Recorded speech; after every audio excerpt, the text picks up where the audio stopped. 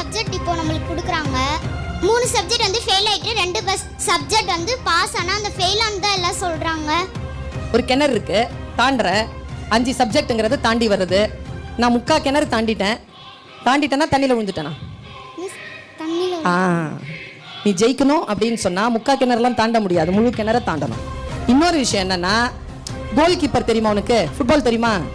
கோல் கீப்பர்ல கோல் எவ்வளவு பிடிச்சானோ அது இல்ல, அது எல்லாரும் மறந்துடுவாங்க. அவன் எந்த கோலை தவற விட்டானோ இந்த உலகம் அதை தான் பேசிக்கிட்டே இருக்கும். படிச்சிருவியோ அப்படின்னு கேட்கிற புத்தகத்தை ஐயோ என்னால படிக்க முடியாதுன்னு புத்தகத்தை மூடிட்டேன்னா புத்தகம் ஜெயிக்குது. ஏய் படிக்கிறோம் பார் உன்னன்ட்டு படிச்சு ஜெயிச்சிட்டேனா புத்தகத்தை நீ ஜெயிக்கிறாய்.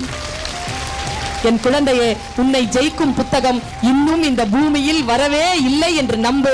எந்த புத்தகத்தை திறந்தாலும் உன்னால் புரிந்து கொள்ள முடியும் என்று நினைத்து புத்தகத்தை கையில் எடு. நீ ஃபெயிலே ஆக மாட்டாய். இந்த பேராசிரியை உனக்கு நான் ஆசீர்வாதமாய் சொல்லி